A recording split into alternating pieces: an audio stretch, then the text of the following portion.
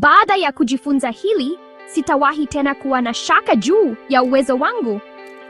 Hebu tuongelee njia 5 za kuongeza kujiamini kwako sasa hivi.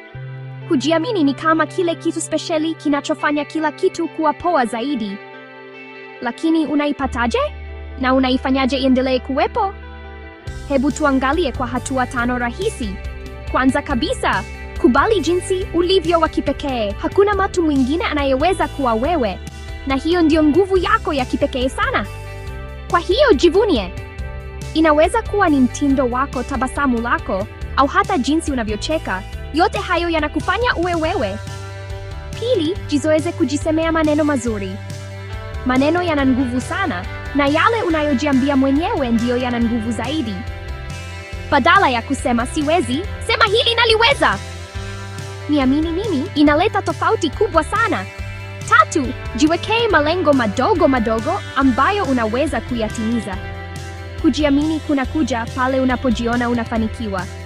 Kwa hiyo, anza na ushindi mdogo mdogo, kama vile kumaliza kusoma kitabu, kufaulu mtihani, au hata kutandika tu kitanda chako. Sherehekea kila hatua ya mafanikio. 4, kuwa karibu na watu wenye mtazamo chanya. Marafiki, familia, au hata watu unaowaiga. Chagua wale wanaokupa nguvu na kukuinua, sio wale wanaokushusha chini.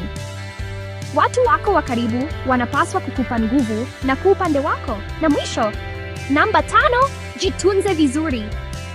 Afya ya mwili wako ina nguvu kubwa kwenye afya ya akili yako. Kula chakula kizuri, pata usingizi wa kutosha, na fanya mwili wako usogee.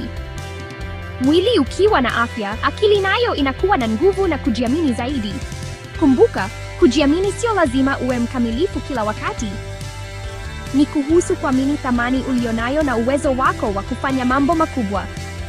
Wewe unaweza, na dunia nzima inasubiri kuona unang'aa. Basi, nenda huko nje, ukubali uwezo wako wa ajabu, na uwaonyeshe wote jinsi ulivyo hodari. Hakuna kinachoweza kukuzuia.